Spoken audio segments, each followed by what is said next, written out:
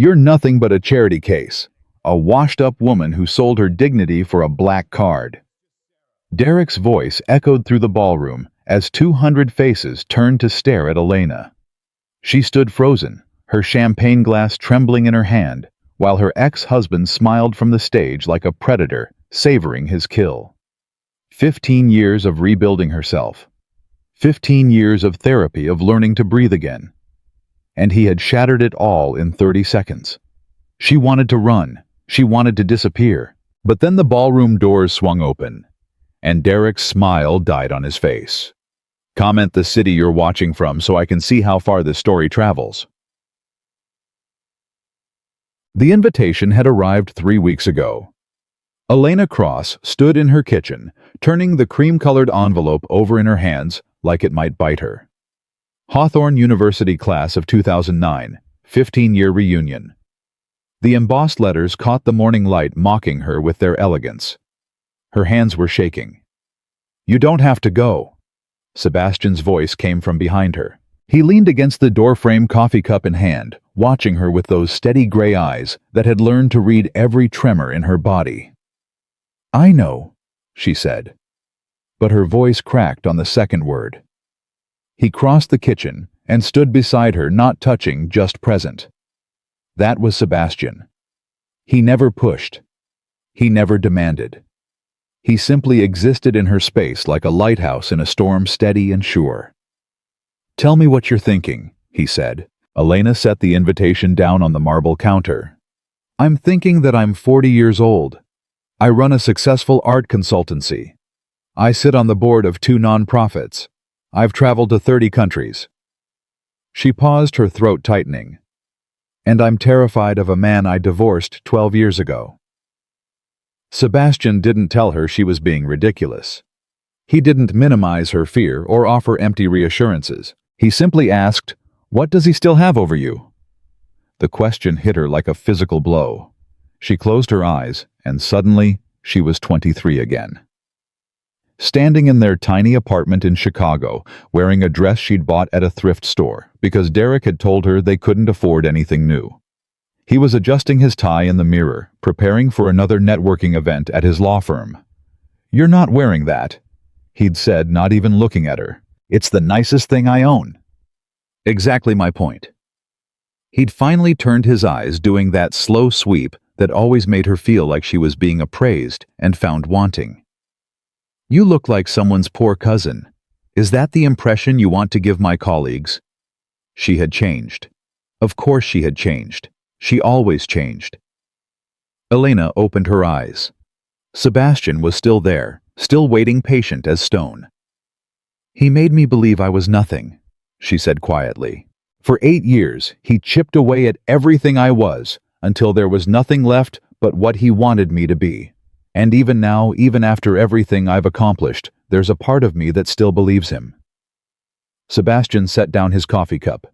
He took her hands in his thumbs tracing gentle circles on her wrists. "Then, maybe," he said slowly, "it's time to stop believing." The decision to attend the reunion was not made lightly. Elena spent 3 days wrestling with it. She called her therapist, Dr. Yolanda Reeves, a no-nonsense woman in her 60s who had guided Elena through the darkest years of her recovery. "What are you afraid of?" Dr. Reeves asked during their emergency session. "That he'll say something," Elena admitted. "In front of everyone.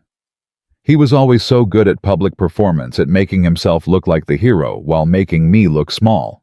I'm afraid he'll do it again, and I'll just freeze." "And if you do freeze, what then?"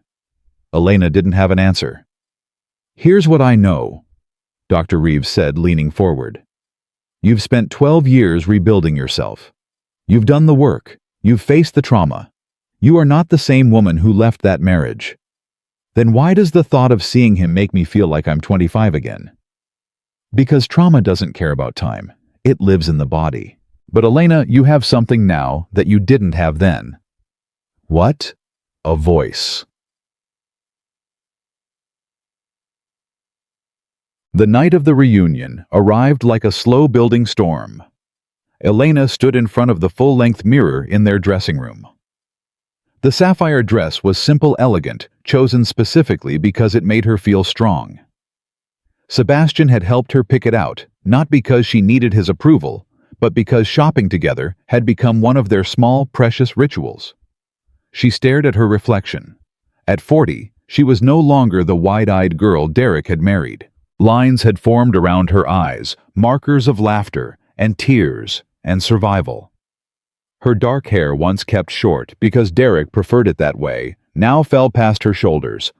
She had earned every year on her face. So why did she still feel like an imposter? Sebastian appeared in the mirror behind her.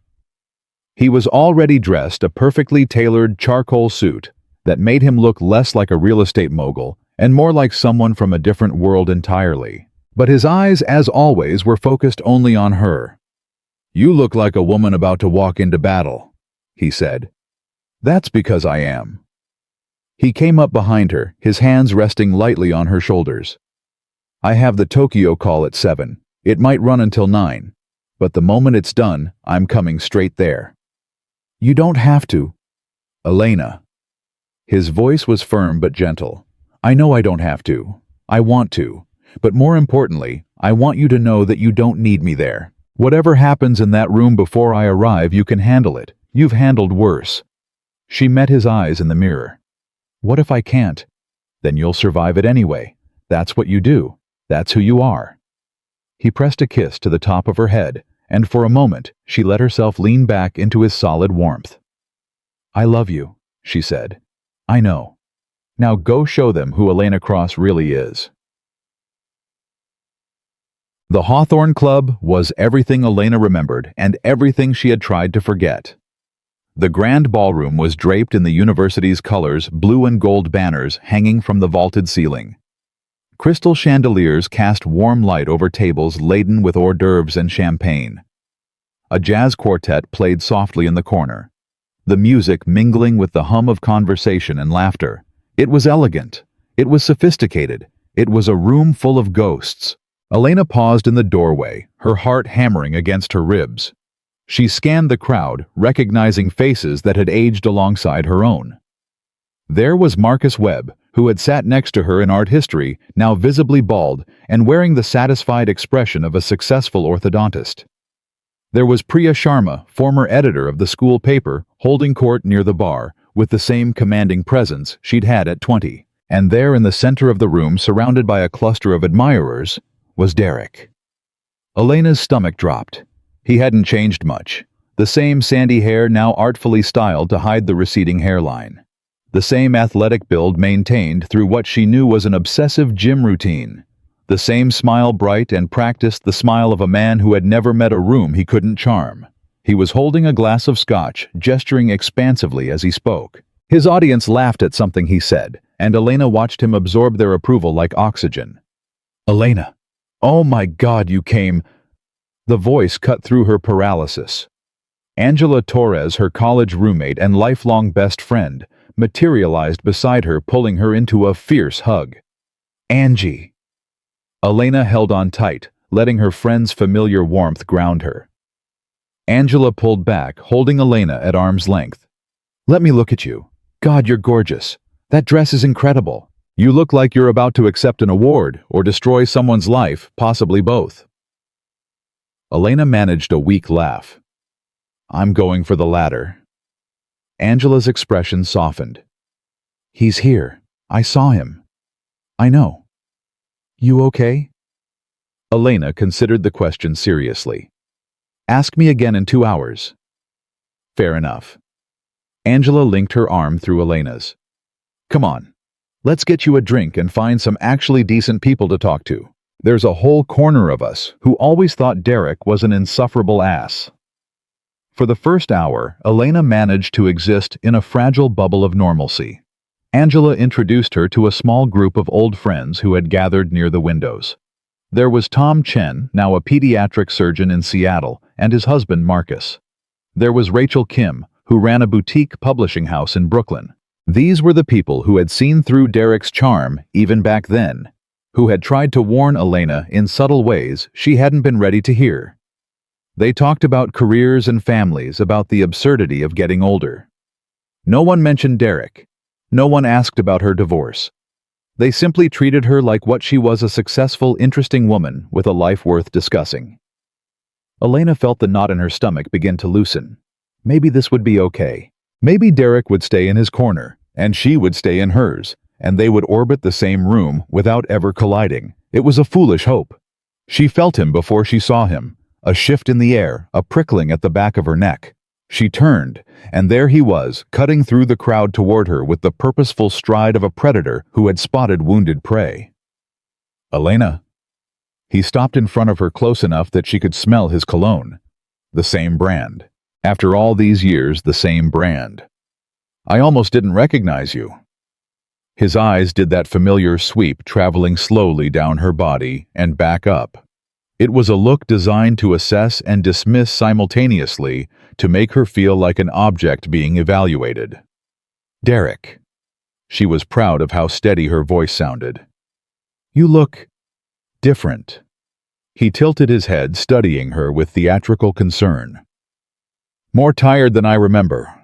Life catching up with you. Angela stiffened beside her. Derek, still charming as ever, I see. He ignored her, his attention fixed on Elena. I heard about your little art business. Consulting, right? That's great. Really great. Nice to have a hobby. A hobby. Her company had facilitated the acquisition of a Monet last spring. But to him it would always be a hobby. It keeps me busy, she said, refusing to rise to the bait. I'm sure it does. His smile widened, taking on that edge she remembered so well. And Sebastian Cross, wow. That's quite a landing. Didn't know you had it in you. There it was. The first real shot.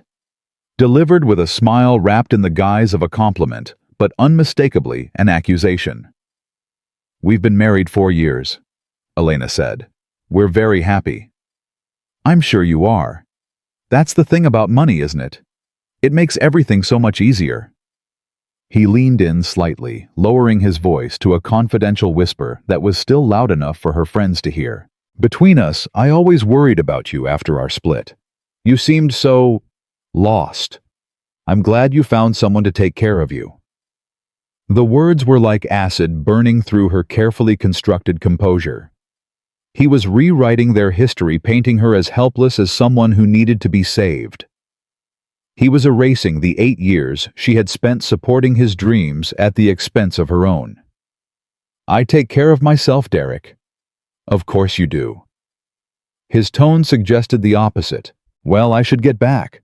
Lots of people to catch up with. But it's good to see you, Elena. Really. He reached out and patted her shoulder, a gesture of condescending familiarity that made her skin crawl. Take care of yourself. He walked away, leaving a vacuum of awkward silence in his wake. I'm going to kill him, Angela said flatly. I'm going to walk over there and strangle him with his own tie. Elena said nothing. Her hands were trembling. She pressed them against her thighs, willing them to stop. The hour that followed was a masterclass in psychological warfare. Derek worked the room like a politician on the campaign trail, but his true campaign was against Elena. Every conversation she could overhear, every story he told, seemed designed to undermine her. Elena? Oh, she's doing fine.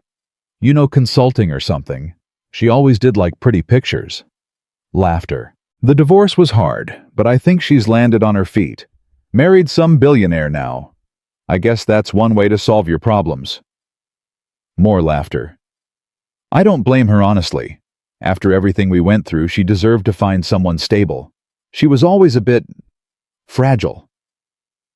Each word was a carefully placed stone, building a narrative of her weakness, her inadequacy, her dependence. He was turning their shared history into a story where he was the hard-working hero and she was the cautionary tale. The worst part was that people were buying it. Elena saw it in the sidelong glances, the whispered conversations that stopped when she approached. She saw it in the pitying looks from women who had once called her a friend. She saw it in the way people drifted toward Derek's orbit while subtly avoiding hers. He was good at this. He had always been good at this, making himself the center of the room while pushing her to the margins. making her invisible. She retreated to a corner, her back against the wall, trying to remember how to breathe. "You okay?" Tom Chen had followed her concern etched on his face. "No," she admitted. "I'm really not. For what it's worth, no one who actually knows you believes a word he's saying." "But that's the problem, isn't it?" Elena's voice was bitter. "Most of these people don't actually know me. They know the version of me he created, the quiet one, the supporting character in his story." Tom was quiet for a moment. "You're more than that, Elena. You always were. Even back then, some of us could see it." Before Elena could respond, the sound of a knife against glass cut through the room. The chatter died down, heads turning toward the small stage at the front of the ballroom. Derek stood under the spotlight, a microphone in one hand and his drink in the other, smiling his 1,000-watt smile. "Can I get everyone's attention?" His voice boomed through the speakers, warm and confident. "I just wanted to say a few words." Elena's blood went cold. 15 years. Derek began shaking his head with theatrical wonder. "Can you believe it? 15 years since we were all young and stupid and thought we knew everything." Appreciative laughter rippled through the crowd. I look around this room and I see incredible success stories. Doctors, lawyers, entrepreneurs, parents, people who have worked hard and built something real. His gaze swept the ballroom, pausing for just a moment on Elena. People who have earned their place in the world. The emphasis on the word earned was subtle, but unmistakable. "I'll be honest with you all." He continued, his tone shifting to something more intimate, more confessional. "I've been thinking a lot about success tonight, about what it really means. And I've realized that true success isn't about the money you make, or the house you live in, or the car you drive." He paused for effect, letting the silence build. "True success is about integrity. It's about knowing that everything you have, you've earned through your own sweat and sacrifice. It's about being able to look in the mirror and know that you didn't take shortcuts. You didn't trade your values for comfort." Elena felt Angela's hand close around her arm, grip tight. "And I want to give a special shout-out tonight," Derek said, his smile widening into something predatory. "To my ex-wife, Elena." A murmur went through the crowd. Eyes turned toward her. Elena felt pinned, paralyzed, a butterfly on a board. "Some of you might not know, but Elena and I were together for almost a decade. We started with nothing." He shook his head, the picture of nostalgic fondness. "I was putting myself through law school, working 2 jobs, building a career from the ground up, and she was right there beside me. For a while." For a while. The phrase dripped with implication. "Life takes us in different directions," Derek continued. "Paths diverge. And while my path was maybe a little harder, a little steeper, I wouldn't trade the struggle for anything. It built character. It taught me what really matters." He looked directly at her now, his eyes glittering with something that might have been triumph. "But I worry sometimes about the people who choose the easier road. The people who let fear hold them back from building something of their own. Who would rather be comfortable than be challenged?" He shook his head sadly. "Because here's the truth, when you trade your independence for security, you lose a part of yourself. You become—" He paused, seeming to search for the right word. "A shadow. A ghost of who you could have been." The ballroom was utterly silent. Elena couldn't breathe. She couldn't move. She could only stand there while 200 people stared at her with expressions ranging from pity to contempt. "But hey," Derek said, his tone lightening. "We all make our choices, right? And I'm sure Elena is very happy with hers. So let's raise a glass." He lifted his scotch. "To the class of 2009. To hard work, to earning your place, and to never forgetting who you really are." The crowd raised their glasses. The toast was half-hearted, uncertain. Derek had gone too far, and some people knew it, but the damage was done. Elena stood alone in the center of a sea of judgment, feeling every eye on her, every whispered comment like a needle in her skin. He had done it. He had torn her down in front of everyone, painted her as a failure, a gold digger, a woman who had abandoned her dreams for a comfortable cage. And the worst part, the very worst part, was that some part of her still believed him. She had to get out. She had to run. She couldn't stay in this room for another second, couldn't bear another pitying glance or contemptuous smile. She took a step toward the exit. And then the ballroom doors swung open. A man walked in. He wasn't loud. He wasn't flashy. But something about his presence seemed to shift the very air in the room. He moved with the quiet confidence of someone who had never once in his life doubted his place in any space he entered. Sebastian Cross stopped in the doorway, his gray eyes scanning the room. He found Elena, and he began to walk toward her. Derek, still on the stage, still holding the microphone, went absolutely pale. Sebastian moved through the crowd like water parting around stone. He didn't rush. He didn't need to. Every step carried the weight of absolute certainty, the kind of presence that made people instinctively step aside without knowing why. Elena watched him come toward her, and for a moment she forgot the 200 eyes still fixed on her. She forgot Derek's poisonous words still hanging in the air. She forgot the shame burning in her chest. All she saw was her husband. He reached her and stopped close enough that she could smell the familiar sandalwood of his cologne. His gray eyes swept over her face, reading every micro-expression, cataloging every tremor of distress. When he spoke, his voice was low, meant only for her. "I finished early." 3 words. That was all. But they contained everything. "I'm here. I came for you. You're not alone." Elena's throat tightened. "You didn't have to." "I know." He took her hand, his fingers warm and steady around hers. "I wanted to." Then he lifted her hand to his lips and pressed a gentle kiss to her knuckles. It was a small gesture, intimate and tender, but in this room full of watching eyes, it was a declaration, a claiming, a statement that required no words. The whispers started immediately, but they were different now, not pitying or contemptuous, shocked, awed. "Is that Sebastian Cross? Oh my God! The Sebastian Cross! He's worth billions!" Angela appeared at Elena's side, her eyes wide. "Holy shit!" she breathed. "That's an entrance." Sebastian turned his attention to her, his expression warming slightly. "Angela, it's good to see you." "You too." Angela's voice was uncharacteristically shaky. "Your timing is impeccable." "So I've been told." From the stage, Derek still hadn't moved. The microphone dangled from his hand, forgotten. His face had gone from pale to a sickly gray, the color of a man watching his carefully constructed world begin to crumble. Sebastian's gaze finally traveled to the stage. He regarded Derek the way one might regard an insect on a windshield. Mild curiosity, complete dismissal. "That's him," Elena said quietly. "That's Derek." "I know." There was something in Sebastian's tone that made Elena look up at him. "You know? I know everything, Elena. I've always known everything." His thumb traced a gentle circle on the back of her hand. "I just wanted you to tell me in your own time." Before she could process this, Derek was moving. He set down the microphone and descended from the stage, making his way toward them with the aggressive stride of a man trying to reclaim lost ground. "Well, well." Derek's voice was too loud, too hearty, overcompensating for his obvious discomfort. "The famous Sebastian Cross. I've heard a lot about you."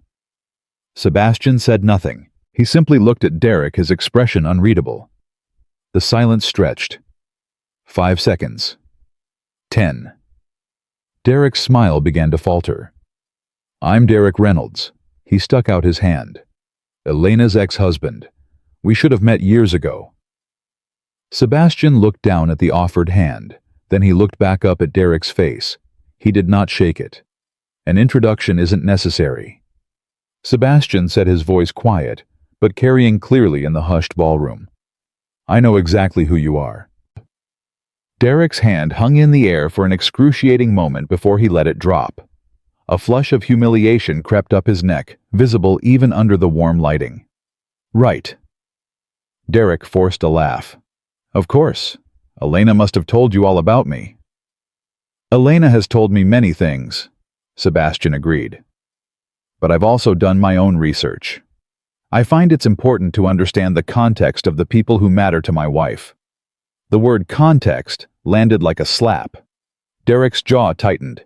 Well, we were just taking a little trip down memory lane, Derek said, gesturing vaguely toward the stage. You know how reunions are. Lots of old stories. I heard some of it, Sebastian said, through the doors. Derek's face went gray again. It was just, you were talking about my wife. Sebastian's voice didn't change. It remained calm, measured, almost conversational. But something in the air shifted. You were standing on a stage in front of 200 people talking about my wife. I was just sharing some memories. You called her a shadow. That's not. You called her a ghost. You're taking it out of context. You implied that she sold herself for money. Sebastian took a single step forward. He didn't raise his voice. He didn't need to. You stood in front of everyone she grew up with and tried to reduce her entire existence to a transaction. Derek's bravado cracked. Look, I don't know what she's told you. She's told me everything. Sebastian's eyes were chips of ice. About the inheritance from her grandmother that paid for your law school. About the job at the art institute she turned down because you needed her home. About the master's program she couldn't afford after you bought yourself a Porsche. The color drained from Derek's face completely.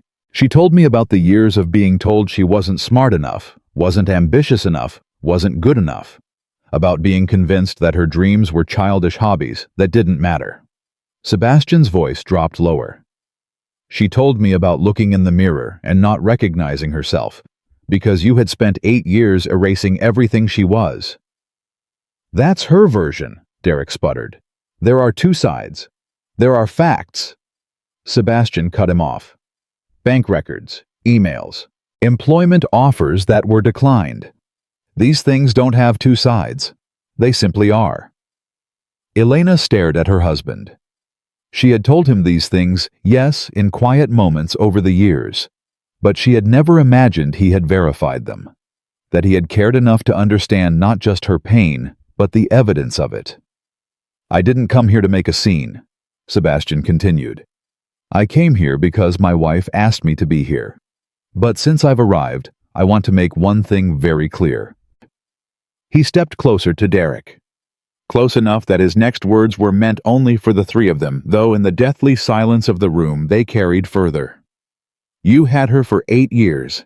8 years to see the extraordinary woman she is. 8 years to support her, to encourage her, to love her the way she deserved to be loved. And you spent those 8 years trying to make her small because her light made you feel dim. Derek's mouth opened and closed. No sound came out. I've had her for 4 years, Sebastian said. And in those 4 years, she has become a respected art consultant, a board member of 2 major nonprofits, and the most trusted advisor I have. She did all of that herself. Not because of me, despite what you did to her. You don't understand, Derek started. I understand perfectly. Sebastian's voice turned cold. You're a man who measures his worth by how small he can make others feel. You needed Elena to be less so. You could feel like more. And now you're standing here at a reunion full of people you've spent 15 years trying to impress, and you're realizing that everything you built was constructed on sand. Derek took a step back, his face contorting with rage and humiliation. You think you're better than me because you're rich. I think I'm better than you because I know my wife's worth, Sebastian replied evenly, and because I've never once tried to diminish it. The crowd was frozen watching this exchange with the rapt attention of people witnessing a car crash in slow motion. No one spoke. No one moved. Derek's composure finally shattered. You don't know anything, he hissed. You don't know what our marriage was like. You only know what she told you, and he pointed at Elena. She was always exaggerating, always playing the victim. That's what she does. She makes herself look pathetic so people feel sorry for her. Derek. Elena's voice surprised even herself. It was steady, clear. Stop. He whirled on her. Oh, now you have something to say. Now that your sugar daddy is here to protect you. He's not protecting me. Elena stepped forward, moving slightly away from Sebastian's side. He's supporting me. There's a difference. But you never understood that, did you? Here we go. Derek threw up his hands. The victim routine. Let me guess. Next you're going to tell everyone how hard your life was, how I was so mean to you. You told me I was lucky to have you, Elena said. Her voice was getting stronger. Every day in 100 small ways you told me that I should be grateful you chose me. That no one else would want me. That I was too plain, too boring, too average to deserve anything better. That's not... You told me my art was a waste of time.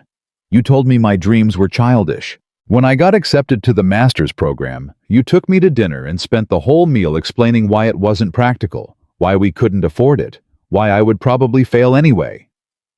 Elena's hands were shaking, but her voice was not. And then 3 weeks later, you came home with a Porsche. I needed that car for work.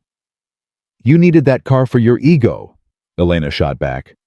Just like you needed me to be small. Because if I succeeded at anything, if I had anything that was mine, it would take attention away from you. Derek's face was twisted with fury. You have no idea what I sacrificed. You sacrificed nothing. Elena took another step toward him. I sacrificed. I gave up a job I wanted. I gave up a degree I wanted. I gave up my grandmother's inheritance money that was supposed to be mine so you could take the bar exam 3 times before you finally passed. A collective intake of breath from the crowd. Derek's face went purple. And when you finally made it, Elena continued, when you got the job and the office and the partnership track, you told me I didn't understand your world. You were embarrassed by me. You started leaving me home from events because I didn't fit the image.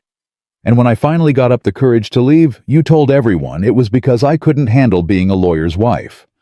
That's not how it happened. That's exactly how it happened. Elena's voice cracked, but she didn't stop. I spent 4 years after our divorce trying to figure out who I was without your voice in my head telling me who I wasn't. 4 years of therapy. 4 years of rebuilding myself from the ground up. And tonight, you stood on that stage and tried to tear it all down again. Derek opened his mouth to respond, but Elena wasn't finished. You called me a shadow, a ghost. She laughed, but there was no humor in it. You know what's funny? For years, I was a ghost. In our marriage, I was invisible. I moved through our home like a phantom, trying not to take up too much space, trying not to have too many opinions, trying to be whatever you needed me to be on any given day. She took a breath, steadying herself. But I'm not a ghost anymore, Derek. I'm not the woman you married. I'm not the woman you divorced. I'm someone you've never met. Someone you never gave me the chance to become. The ballroom was utterly silent. Angela was crying. Tom Chen had his hand pressed over his mouth. Even Rachel Kim, usually so composed, had tears streaming down her face. And Derek looked like a man watching everything he believed about himself crumble into dust. You don't get to tell my story anymore, Elena said. You don't get to stand in front of people and explain who I am or why I made the choices I made. You lost that right the day I walked out of our apartment with nothing but a suitcase and my grandmother's ring, the one you wanted me to sell to pay for your new suits. Derek's voice was barely a whisper. Elena, I'm done. She turned away from him. I'm done letting you take up space in my head. I'm done being afraid of what you might say or what people might think. I'm done. She walked back to Sebastian, who had watched the entire exchange without moving, without interfering. His expression hadn't changed, but there was something in his eyes that looked very much like pride. He held out his hand. She took it. I think I need some air, she said. Of course. They began to walk toward the terrace doors, the crowd parting silently to let them pass. Elena kept her head high, her shoulders straight. She didn't look back. But Derek wasn't finished. That's it. His voice rang out across the ballroom, sharp with desperation. You're just going to walk away. Let him rescue you like some princess in a tower. Elena stopped. She turned.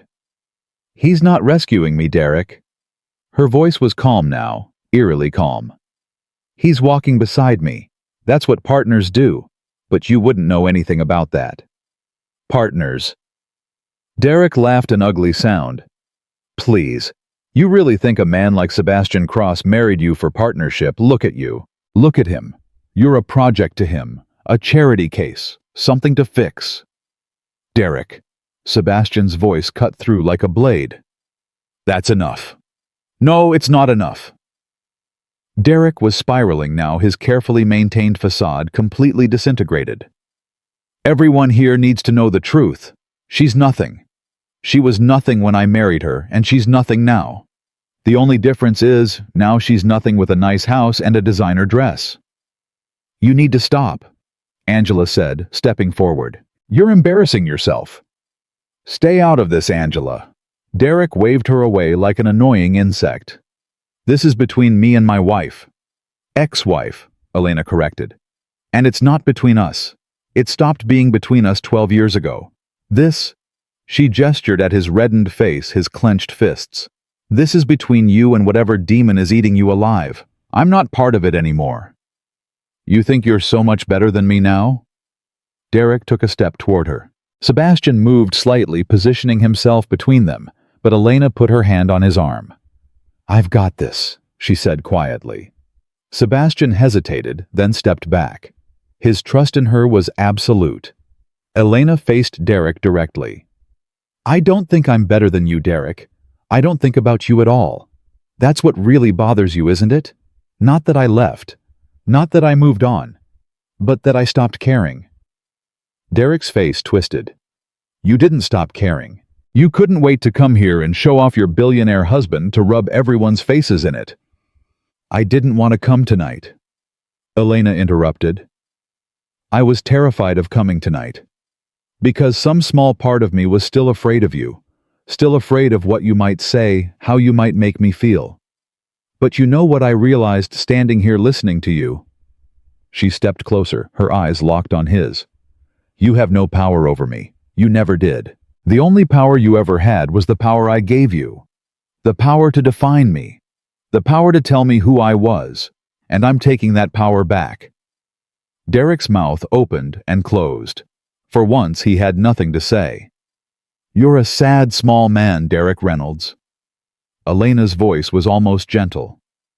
You're 42 years old, and you're still trying to prove something to people you went to college with. You're still standing on stages telling stories about your ex-wife because you don't have anything else to talk about. And that's not my problem. It's yours. She turned to Sebastian. I'm ready to go now. He nodded, offering his arm. She took it. They walked 3 steps before Derek called out again. You're going to regret this, Elena. One day when he gets tired of you, when he realizes what you really are, you're going to look back on this night and wish you'd kept your mouth shut. Elena didn't turn around. She kept walking, but Sebastian stopped. He turned his head just enough to speak over his shoulder. Mr. Reynolds, he said, his voice carrying with perfect clarity. I've spent 4 years with Elena. I've seen her at her best and at her worst. I've watched her fight through nightmares that have your name written all over them. I've held her when she cried because some small thing triggered a memory she couldn't escape. Derek stood frozen. And in all that time, Sebastian continued, she has never once asked me to defend her. She has never once needed me to fight her battles. What I just witnessed was not a woman being rescued. It was a woman finally setting fire to the prison you built around her mind. He paused, letting the words sink in. I don't get tired of her. I am in awe of her. And the fact that you could have had her love, real love, the kind that shapes you, that changes you, that makes you want to be better, and you threw it away for the sake of your own ego. That makes you the most tragic person in this room. The silence that followed was absolute. Sebastian turned back to Elena, his expression softening. Ready. She nodded, not trusting her voice. They walked through the terrace doors together, leaving Derek standing alone in the center of a room full of people who were looking at him with new eyes. Not admiration, not respect. Pity. The terrace air was cool against Elena's flushed skin. She walked to the stone railing, gripping it with both hands, letting the breeze wash over her. Sebastian stood beside her close, but not touching, giving her space.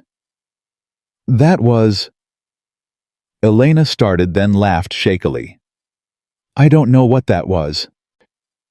That was you, Sebastian said simply. That was you remembering who you've always been. Elena turned to look at him. In the moonlight, his features were all sharp angles and soft shadows. This man who had come into her life like a quiet sunrise, who had loved her without conditions, who had spent 4 years simply being present while she learned to be herself again. You said you researched him, she said. The bank records, the emails. Sebastian nodded. After our 3rd date. You told me about your divorce, about how it ended. I could see there was more you weren't saying. Pain you weren't ready to share. So I looked into it myself. Why? Because I wanted to understand. He reached out, tucking a strand of hair behind her ear. Not to use it against him. Not to hold it over you. Just to understand what you had survived. And to make sure I never ever made you feel the way he did. Tears spilled down Elena's cheeks. She didn't try to stop them. I spent 8 years with a man who made me feel worthless, she whispered. And 4 years with a man who has never once made me question my value. Sometimes I still can't believe you're real. I'm real. Sebastian pulled her into his arms. And I'm not going anywhere. They stood like that for a long moment, wrapped in each other, the sounds of the reunion muffled behind them. What happens now? Elena asked against his chest. That depends on you. We can leave. We can go back inside. We can do whatever you want. Elena considered. Going back in there, facing those people again. Part of her wanted to run, to disappear into the safety of their home and never think about this night again. But another part of her, a part that was growing stronger by the minute, wanted something different. I want to go back in, she said. Sebastian pulled back to look at her. You're sure? I spent too many years hiding. Too many years letting other people's perceptions of me control how I showed up in the world. She wiped her eyes with the back of her hand. I'm not hiding anymore. A slow smile spread across Sebastian's face. That's my girl. They walked back toward the doors together. But before they reached them, Elena stopped. Sebastian? Yes. Thank you. Not for defending me. I know I could have done that myself, but for believing I could. For never once making me feel like I needed you to save me. Sebastian took her face in his hands, his thumbs brushing away the last traces of her tears. You were never a woman who needed saving, Elena. You just needed time to remember that. He kissed her forehead, soft and reverent. Then he took her hand, and together they walked back into the ballroom. The atmosphere inside had shifted dramatically in their absence. Small clusters of people were talking in hushed, animated voices. The jazz quartet had stopped playing. Near the bar, Derek sat alone on a stool, his shoulders hunched, his 3rd or 4th scotch clutched in his hand. Several people turned as Elena and Sebastian re-entered. Their expressions were different now, curious, respectful, some even apologetic. Angela rushed over immediately. Are you okay? I was about to come find you. I'm fine, Elena said, and for the first time all night she meant it. Actually, I'm more than fine. That was incredible. Angela said, her eyes shining. I've known you for 20 years, and I've never seen you like that. You were... She was magnificent, Sebastian finished. Tom Chen approached his husband Marcus beside him. Elena, I just want to say, I'm sorry I didn't speak up earlier. We all saw what he was doing, and we just stood there. It's okay, Elena said. It wasn't your fight. No, but it should have been. Tom shook his head. We were friends. I should have said something. Rachel Kim joined them. For what it's worth, I don't think anyone is going to forget tonight. And not because of what he said. She glanced toward Derek's hunched form at the bar. Because of what you said. How you stood up for yourself. Elena looked around the room. She saw people watching her, but for the first time she didn't feel like a specimen under glass. She felt seen, truly seen. And then she noticed something. People were leaving Derek alone. The man who had held court at the center of the room all night, who had gathered admirers around him like a king collecting subjects, now sat solitary and ignored. His former audience had dispersed. No one approached him. No one offered consolation. He had spent the entire evening building himself up by tearing her down. And now, everyone could see him for what he really was. A woman Elena didn't recognize approached her. Mid-40s, carefully dressed with the tired eyes of someone carrying invisible burdens. "Excuse me," the woman said hesitantly. "I'm sorry to interrupt. I'm Claire. Claire Peterson. I was 2 years behind you at Hawthorne." "Hi, Claire." Elena searched her memory but couldn't place her. "I just wanted to say..." Claire hesitated, glancing toward Derek, then back at Elena. "I was married to someone like him. For 11 years. And I never had the courage to say what you just said. I never had the courage to leave." Elena's heart clenched. "Claire. I left him last year." Claire's voice was quiet but steady. "Hearing you tonight, it reminded me why. It reminded me that I made the right choice." She swallowed hard. "So thank you. For being brave enough to tell the truth." Before Elena could respond, Claire turned and walked away, disappearing into the crowd. Elena stood frozen, the weight of the moment settling over her. "You okay?" Sebastian asked softly. "Yeah." Elena nodded slowly. "I think I just realized something." "What's that?" She looked up at him. "It was never just about me, was it? The way he treated me, the things he said. He's done it to other people. Probably still doing it." Sebastian's expression was solemn. "Men like Derek rarely have only one victim." "I spent so long thinking I was alone," Elena murmured. "Thinking I was the only one who saw through him. But I wasn't. I was just the only one who got out." The music started up again, the quartet launching into a soft jazz standard. People began to move toward the dance floor, conversations resuming their normal rhythm. The crisis had passed. The drama was over. But for Elena, something fundamental had changed. She wasn't the same woman who had walked into this ballroom 3 hours ago. That woman had been held hostage by fear, by shame, by the ghost of a man who had spent 8 years teaching her she was worthless. This woman, the one standing here now, her hand in Sebastian's, her head held high, this woman was free. Angela appeared at her elbow. "So, what do you want to do? We can get out of here if you've had enough." Elena considered. The night had been exhausting, emotionally draining. She had faced her greatest fear and come out the other side. But she wasn't done yet. "Actually," she said, a small smile forming on her lips, "I think I'd like to dance." Sebastian raised an eyebrow. "Dance. Dance." Elena turned to face him fully. "I spent my entire marriage being told I was too awkward to dance, too clumsy, too embarrassing. I let him take that from me." She held out her hand. "I'm taking it back." Sebastian's face softened into something luminous. He took her hand. "It would be my honor." He led her to the dance floor, past the watching eyes, past the whispered conversations, past Derek hunched over his drink at the bar. They found a spot in the center, and Sebastian pulled her close, one hand on her waist, the other holding hers. "I should warn you," Elena murmured. "I actually am a terrible dancer. I don't care. I'll probably step on your feet. I still don't care. People are watching." Sebastian smiled, that rare, full smile that transformed his whole face. "Let them watch." They began to move together, slow and slightly awkward, Elena stumbling over her own feet twice in the first 30 seconds. She laughed, embarrassed, but Sebastian just pulled her closer. Perfect, he said. That was the opposite of perfect. It was perfect because it was you. Elena looked up at him, this man who had come into her life when she was broken and never once tried to fix her, who had simply stood beside her while she fixed herself. I love you, she said. I know. That's a very Han Solo response. Would you prefer something more eloquent?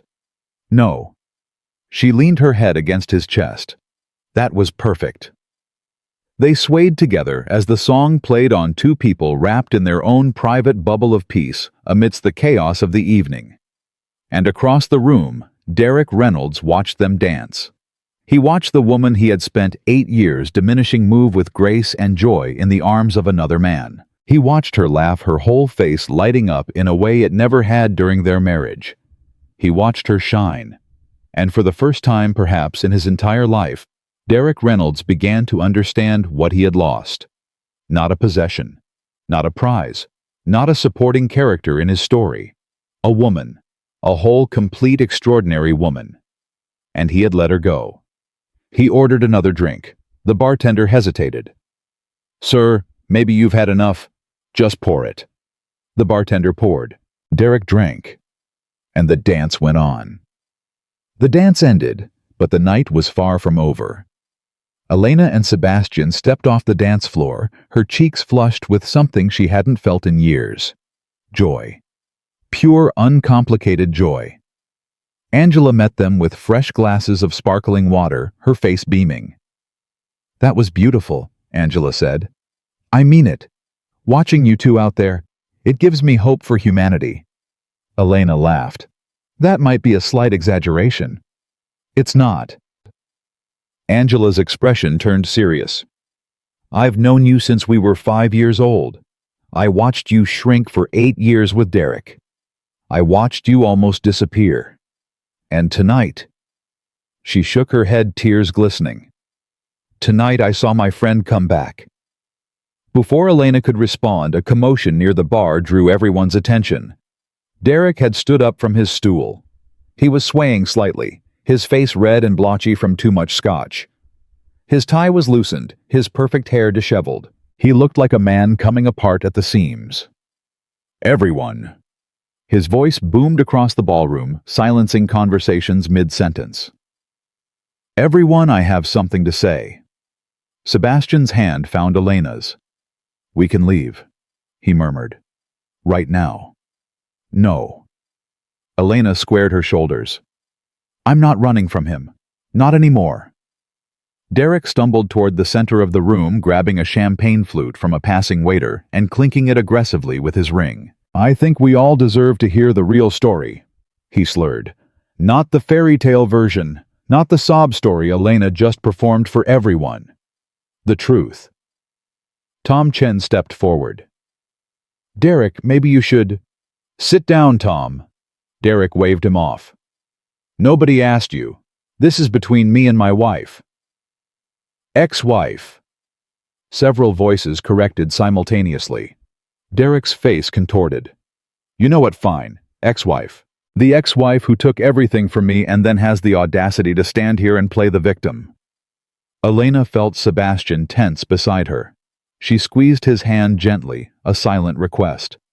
Let me handle this. Derek. Elena stepped forward, her voice calm. You're drunk. You're embarrassing yourself. Whatever you think you need to say, it can wait until you're sober. Don't you dare! Derek jabbed a finger at her. Don't you dare condescend to me. You were nothing when I met you. Nothing. A girl from a middle-class family with no connections, no ambition, no future. I made you. You made me. Elena's voice was dangerously quiet. Yes. Derek was fully unraveling now, all pretense of charm abandoned. I gave you a life. I took you to parties, introduced you to important people, gave you a taste of success. And how did you repay me? By running off the moment things got hard? Things got hard, Elena repeated incredulously. Derek. I supported you through 7 years of building your career. I typed your briefs until 2 in the morning. I hosted dinner parties for partners who looked at me like I was furniture. I gave up my grandmother's inheritance money she left specifically for my education so you could take the bar exam. 3 times. A ripple of shock went through the crowd. People who hadn't been close enough to hear earlier were now getting the full picture. That money was ours, Derek snarled. We were married. What's yours was mine. But what was yours was never mine, was it? Elena shot back. When you bought the Porsche, you didn't ask my opinion. When you got your bonus, you put it in your personal account. When we divorced, you fought me for the coffee table my mother gave us as a wedding gift. Because you didn't earn anything. Derek's voice cracked with rage. You sat at home painting your little pictures while I worked 80-hour weeks. You think you deserved half of what I built. I think I deserved a husband who didn't make me feel worthless every single day of my life. The words hung in the air like smoke after an explosion.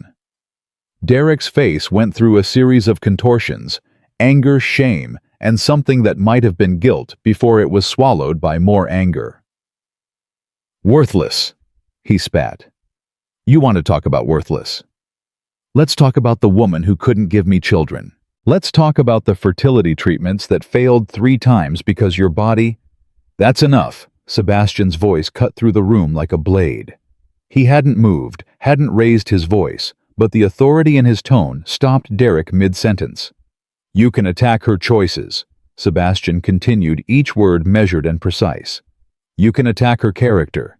You can stand there and rewrite history until you've convinced yourself you're the hero of this story. But you do not. You will never use her private pain as a weapon. Derek's mouth worked, but nothing came out. The fertility issues. Sebastian said, his voice dropping to a dangerous quiet that somehow carried to every corner of the room. Were caused by stress. Chronic, prolonged stress. The kind of stress that comes from living with someone who chips away at your sense of self day after day, year after year, the doctors told her. I have the medical records. Elena stared at Sebastian. She hadn't known he knew about that. She had never told him the full details of those dark years. The monthly disappointments, the way Derek had blamed her, made her feel like a failure as a woman. You. Derek took a step back, his bravado crumbling. You had no right to access those records. Elena gave them to me, Sebastian said. When she was ready. When she trusted me enough to share that part of her past. Something you never earned. This is insane. Derek ran his hands through his hair, making it stand up in wild spikes. This is absolutely insane. You're all just going to stand there and let her manipulate you. Let her play the victim. She's the one who left. She's the one who walked out on our marriage. I walked out. Elena said, her voice suddenly strong. Because if I had stayed 1 more year, there would have been nothing left of me to walk out. You didn't want a wife, Derek. You wanted a mirror. Someone to reflect your greatness back at you. And the moment I stopped being that mirror, the moment I started having my own thoughts, my own dreams, my own opinions, you couldn't handle it. That's not true. It's exactly true. Elena moved closer to him, close enough that she could see the broken capillaries in his eyes, the tremble in his hands. You told me my art was a waste of time. You told me my ideas were stupid. You told me I was lucky you stayed with me because no one else would ever want me. You said those words. To my face. For 8 years. Derek's jaw tightened. I was trying to help you be realistic. You were trying to keep me small. Elena's voice cracked, but she didn't stop. And the worst part? It worked. For years after I left, I couldn't paint. I couldn't create anything. Every time I tried, I heard your voice in my head telling me it wasn't good enough, that I wasn't good enough. You didn't just leave bruises on my confidence, Derek. You left scars. A sob broke out somewhere in the crowd. Elena didn't turn to see who it was. I'm not asking for your apology, she continued. I don't need it. I've healed without it. But I am asking you to stop. Stop rewriting our history. Stop pretending you were the victim. Stop trying to destroy what I've built, just because you can't stand to see me happy. Derek stood there swaying slightly, his face a battlefield of emotions. For a moment, just a moment, something flickered in his eyes. Something that looked almost like recognition, like the first crack in a wall that had been built over decades. Then it was gone. "You know what?" Derek laughed, a hollow, bitter sound. "You're right. I can't stand to see you happy. Because you don't deserve it. You don't deserve any of this." He gestured wildly at Sebastian at the expensive dress Elena wore at the pearls around her neck. "You're a fraud, a fake. You married money, and you think that makes you something. But underneath all of it, you're still that scared little girl from Wisconsin who was desperate for anyone to love her." "You're wrong." The voice came from behind Elena. She turned to see Rachel Kim stepping forward, her usually composed face flushed with emotion. "I've known Elena since freshman year," Rachel said. "I watched her dim herself for you, Derek. I watched her give up opportunities, give up dreams, give up pieces of herself. And I never said anything because it wasn't my place. But I'm saying something now." She turned to address the room. "Elena Cross is one of the most talented, intelligent, and kind people I've ever known. 3 years ago, when my publishing house was about to go under, she connected me with investors who saved my business. She didn't ask for anything in return. She didn't even want credit. That's who she is. That's who she's always been. She helped me, too." Tom Chen stepped forward. "When Marcus was in the hospital last year, Elena sat with me for 6 hours in that waiting room. She didn't have to. We hadn't spoken in years. But she showed up. Because that's what she does." One by one, people began to speak up. She mentored my daughter through her college applications. She donated her own art to our charity auction. She wrote me a recommendation letter that changed my career. Elena stood, frozen tears streaming down her face, as person after person came forward with stories she had almost forgotten. Small acts of kindness she had performed without thinking, without expectation of recognition or reward. Angela took her hand, squeezing tight. "This is who you are," Angela whispered. "This is who you've always been." He couldn't see it. He couldn't see you, but we did. We always did. Derek watched this procession of testimony with a face that had gone from red to gray. Each story was another nail in the coffin of his narrative. Each voice was another crack in the reality he had constructed. "This is ridiculous," he muttered. "This is some kind of coordinated—" "It's not coordinated," Sebastian said quietly. "It's simply the truth you spent 8 years trying to bury." Derek's eyes locked onto Sebastian with pure hatred. "You think you're so much better than me? You think you saved her? You didn't save anything. You just bought her. You bought a pretty face and a sob story, and now you're parading her around like a trophy." Sebastian didn't flinch. "The only person parading anyone tonight is you, Mr. Reynolds, and the only trophy you seem interested in is the sound of your own voice. Go to hell. I've been there." Sebastian's voice was calm, almost gentle. 8 months ago, Elena had a nightmare so bad she couldn't speak for 2 hours afterward. She just shook. And when she finally could talk, she told me about the night you threw a glass at the wall because she'd forgotten to pick up your dry cleaning. She told me about how the glass shattered 3 inches from her face, and how you told her it was her fault for making you angry. The room went completely silent. Derek's face drained of all color. "She never told anyone about that night," Sebastian continued. "She was too ashamed, too afraid people would ask why she stayed. But I'm telling everyone now because it's time the truth came out. All of it." "That's a lie," Derek whispered, but his voice had no conviction. "Is it?" Sebastian tilted his head slightly. "Then explain the scar on her left shoulder. The one she told everyone came from a hiking accident. Explain why she flinches when someone raises their voice. Explain why, for the first 2 years of our marriage, she slept with a light on because she was afraid of the dark." Elena was crying now, silent tears rolling down her cheeks. She hadn't known Sebastian was aware of all these things. She had tried so hard to hide them, to bury them, to pretend they didn't exist. But he had seen. He had always seen. "I never hit her," Derek said, his voice rising with desperation. "I never touched her. She can't claim. There are more ways to hurt someone than leaving bruises, Elena said quietly. You taught me that.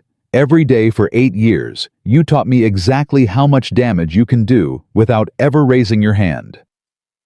Derek opened his mouth to respond, but no words came out. He stood there exposed, the carefully constructed image of the successful, charming, self-made man crumbling around him like a sand castle in the tide. And then something unexpected happened. A woman pushed through the crowd, mid-30s blonde, visibly pregnant. She walked straight up to Derek, her face a mask of fury and heartbreak. "Is it true?" she demanded. "Is what they're saying true?" Derek's face went white. "Melissa, answer me, Derek." The woman's voice shook. "Is it true? The things you did to her, is that who you are?" Elena stared at the woman. Melissa. She recognized the name. Derek's girlfriend. The one he had started dating 6 months after their divorce was finalized. The one who was now carrying his child. "Mel, honey, you don't understand." Derek reached for her. Melissa stepped back, her hand instinctively moving to her stomach. "Don't touch me. These people are twisting everything. Elena has always been dramatic. She's always exaggerated. I met her once," Melissa said quietly. 2 years ago. At that charity thing you dragged me to. She was there with her husband. And you know what she did?" Derek said nothing. "She came up to me while you were getting drinks. And she said, 'I hope he's different with you. I hope you're happy.' That's all she said. She didn't warn me. She didn't tell me stories. She just looked at me with these sad eyes and wished me well." Melissa turned to Elena, her face crumpling. "You knew, didn't you? You knew what he was, and you still hoped I would be okay." Elena's throat tightened. "I hoped you would be." "He's not different." Melissa's voice broke. "He's exactly the same. The comments about my weight, the way he dismisses my job, the time he told me my mother was simple and I should stop visiting her so much." She laughed bitterly. "I thought it was just stress. I thought he would change when the baby came." "Melissa, stop." Derek grabbed her arm. "You're being hysterical. It's the hormones. Let go of me."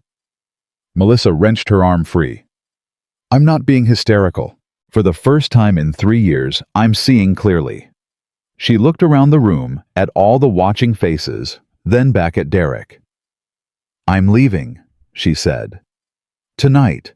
I'm going to my mother's house, and you're not going to follow me. You're not going to call me.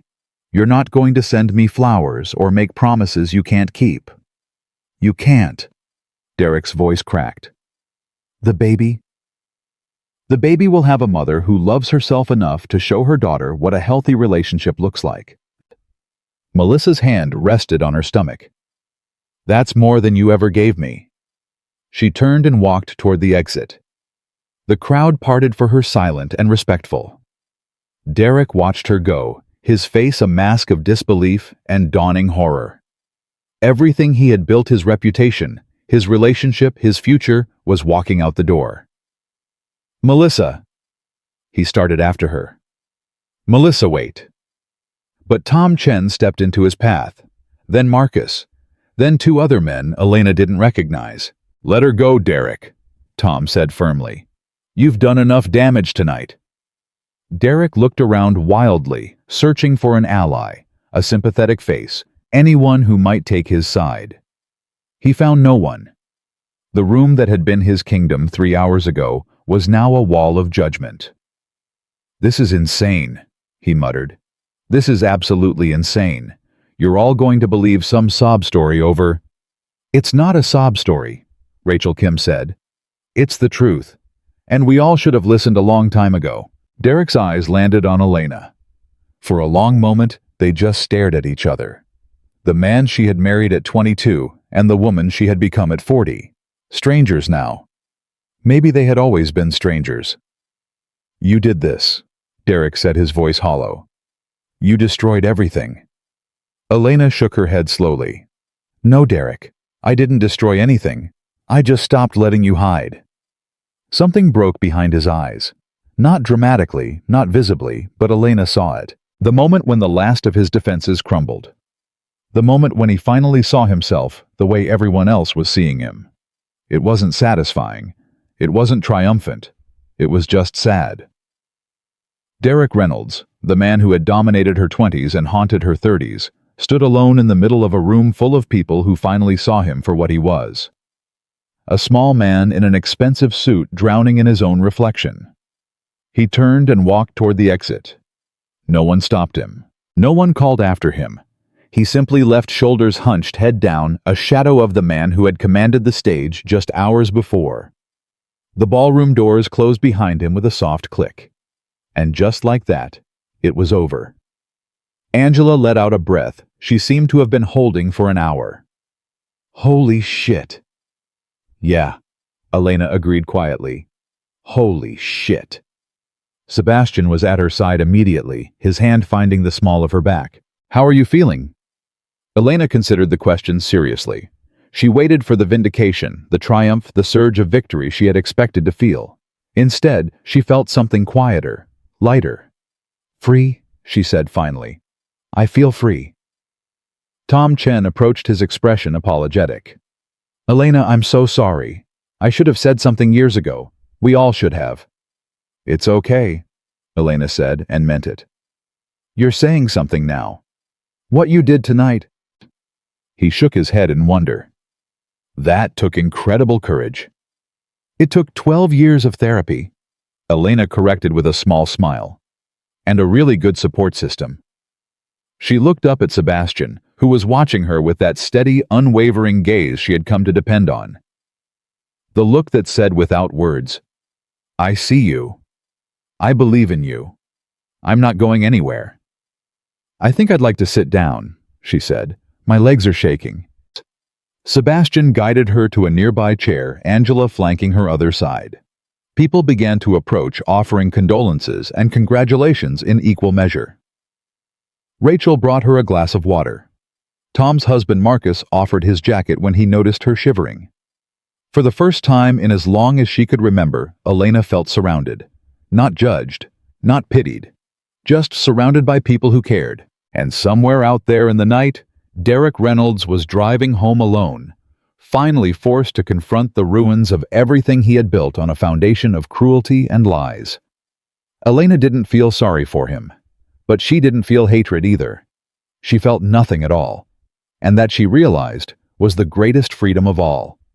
The quiet that settled over the ballroom after Derek's departure was different from the tense silence that had preceded it. This was the hush of collective exhale of a room full of people processing what they had just witnessed. Elena sat in her chair, Sebastian's hand warm on her shoulder. Angela pressed close on her other side. The adrenaline that had carried her through the confrontation was beginning to ebb, leaving behind a bone-deep exhaustion and something else. Something that felt dangerously close to peace. Here. Rachel Kim appeared with a fresh glass of water and a small plate of appetizers. You should eat something. Blood sugar crash after emotional trauma is real. Elena accepted the plate with a grateful smile. Thank you.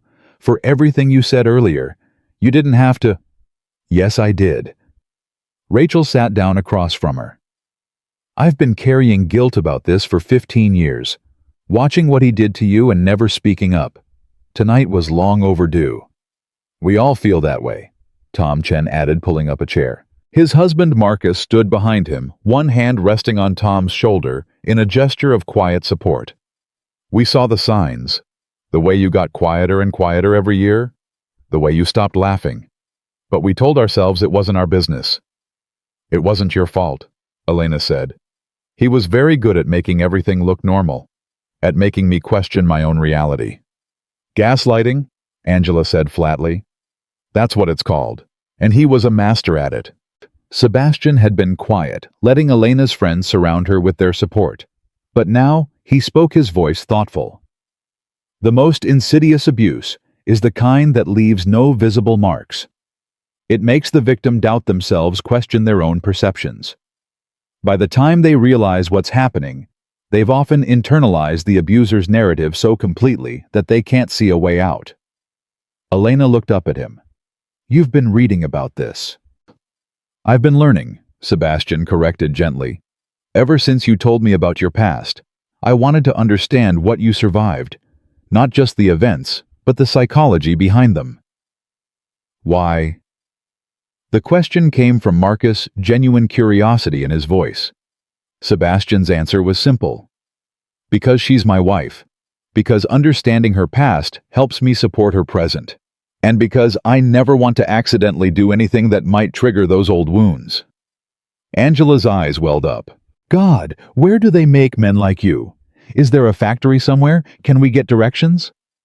A surprised laugh broke from Elena's throat. It felt strange laughing after everything that had happened, but it also felt good. Necessary. He's one of a kind, Elena said. Trust me. The tension in the room continued to dissipate as conversations resumed around them. But the atmosphere had fundamentally shifted. People who had spent the first half of the evening engaged in competitive catching up now spoke more quietly, more honestly. Something about witnessing such raw truth had stripped away the social pretenses. A woman Elena vaguely recognized approached their little group. Tall, silver-haired, with the bearing of someone accustomed to authority. It took Elena a moment to place her. Dr. Patterson, she said, surprised. I didn't know you were here, Doctor. Margaret Patterson had been the dean of students during Elena's time at Hawthorne. She was retired now, but her presence at alumni events was a fixture. I've been watching from the back, Dr. Patterson said, her voice carrying the weight of decades of academic authority. I don't usually intervene in personal matters, but I wanted to tell you something. She lowered herself into a nearby chair, her movements deliberate despite her age. When you were a senior, you came to my office. You were crying. You said you weren't sure if you should accept the internship at the Museum of Fine Arts because your boyfriend, she said the word with evident distaste, thought it would take too much time away from your relationship. Elena's breath caught. She had almost forgotten that meeting. I told you to follow your heart, Dr. Patterson continued. It was terrible advice. I should have told you to run. I should have recognized the signs and intervened. Instead, I watched you give up that internship. I watched you graduate with honors and then disappear into a marriage that clearly wasn't serving you. Dr. Patterson, you couldn't have known. I could have, the older woman said firmly. I've seen enough young people in my career to recognize when someone is shrinking themselves to fit another person's expectations. I knew. I was just too polite to say anything. She reached out and took Elena's hand. I'm saying something now. What you did tonight took extraordinary courage. You stood in front of everyone and told the truth. That's harder than any academic achievement. Elena felt tears threatening again. Thank you. Don't thank me. Just keep speaking your truth. The world needs more women who refuse to be silenced. Dr. Patterson rose and moved away, rejoining a group of other faculty emeritus near the bar. But her words lingered. She's right, you know, Angela said quietly. What you did tonight, it wasn't just about you and Derek. That woman Melissa, she might never have seen the pattern if you hadn't spoken up. Claire Peterson, the one who talked to you earlier? She said hearing you gave her validation for her own decision to leave her husband. And probably a dozen other people in this room, Tom added. People who've experienced something similar but never had the words for it. You gave them words tonight, Elena. Elena shook her head slowly. I wasn't trying to be anyone's inspiration. I was just trying to survive. That's usually how it works, Sebastian said. The most inspiring people are rarely trying to inspire. They're just living their truth as honestly as they can. A commotion near the entrance drew their attention. A small group of people had gathered, their voices rising in what sounded like an argument. What's going on? Angela stood on her tiptoes trying to see over the crowd. One of their classmates, a man Elena didn't recognize, broke away from the group and hurried toward them, his face pale with concern. It's Derek, he said breathlessly. He's back, and he's demanding to talk to Elena. Sebastian was on his feet immediately. Where? He's at the front entrance. Security won't let him in. He's clearly intoxicated, but he's making a scene. threatening to call the police, saying he's being falsely imprisoned, the whole deal. Elena's stomach dropped. You should do nothing. Sebastian's voice was firm but gentle. You've faced him enough tonight. Let me handle this. Sebastian, I don't want you to. I'm not going to fight him, Elena. I'm going to talk to him, man to man, and hopefully help him understand that this chapter is over. He pressed a kiss to her forehead and walked toward the entrance. Elena watched him go, her heart a complicated mixture of gratitude and fear. Angela sat back down beside her. He'll be fine. Derek may be a lot of things, but he's not stupid enough to take a swing at Sebastian Cross. That's not what I'm worried about.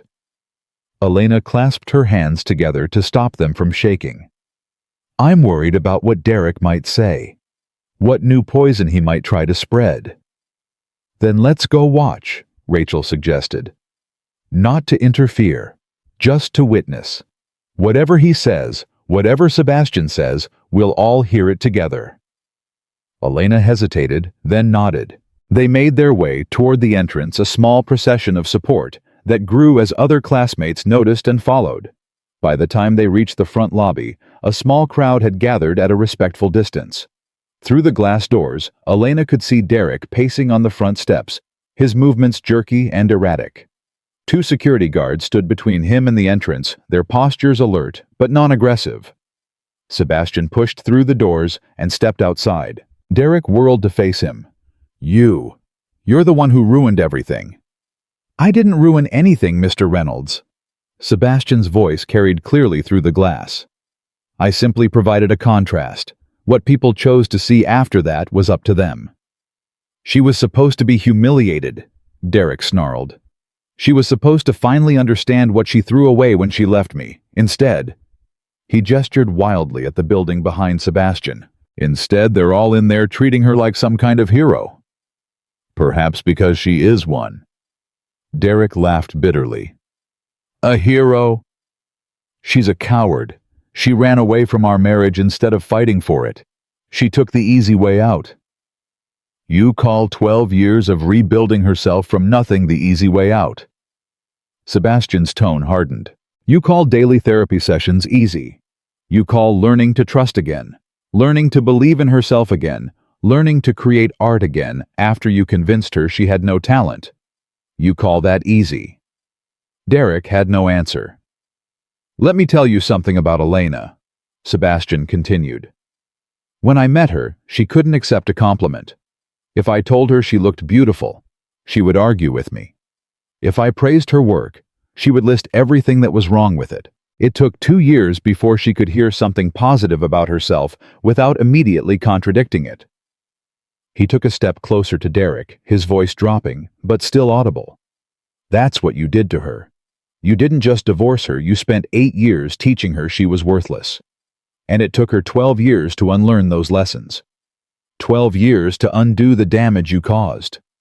Derek's bravado flickered. I never meant to. What you meant doesn't matter. What you did matters. The impact you had on another human being matters. Sebastian's voice carried the weight of absolute conviction. And tonight, for the first time, you're being forced to see that impact, to face the consequences of your choices. So what, I'm just supposed to accept that I'm the villain, that everything was my fault? Derek's voice cracked. We were married for 8 years. It takes 2 people to make a marriage fail. It does, Sebastian agreed. But it only takes one person to abuse, one person to belittle and demean and gaslight until the other person doesn't know which way is up anymore. I never hit her. And that's your defense. Sebastian's tone turned cold. That's the bar you've set for yourself. I never hit her. Do you want a medal for basic human decency? Derek stumbled backward as if he'd been struck. You don't understand. I understand perfectly. Sebastian didn't raise his voice. He didn't need to. I understand that you're a man who measures his worth by how much power you have over others. I understand that you married a brilliant, creative, kind woman and spent 8 years trying to extinguish everything that made her special because her light made you feel inadequate. He paused, letting the words sink in. And I understand that right now, standing here on these steps, you're experiencing something you've never felt before. You're experiencing the consequences of your actions. You're watching your carefully constructed life fall apart. And instead of looking inward, instead of asking yourself how you contributed to this moment, you're out here trying to find someone else to blame. Derek's face crumpled. For a moment, just a moment, Elena saw something beneath the anger and the denial. Something that looked almost like grief. "She was everything to me," Derek whispered. "When we first started dating, she was everything. She was so full of life, so passionate about her art. She made me feel like I could do anything. And then... Derek's voice broke. "I don't know. I got scared. She was so much, so bright, and I kept waiting for her to realize she could do better than me. So I..." He stopped, his face twisting with the effort of self-examination. "You diminished her," Sebastian finished quietly. "You made her smaller so she wouldn't leave. You convinced her she needed you so she wouldn't realize she didn't." Derek said nothing. He just stood there, shoulders slumped, the fight draining out of him. "That's not love," Sebastian said. "That's not partnership. That's fear dressed up as control. And it destroys everything it touches."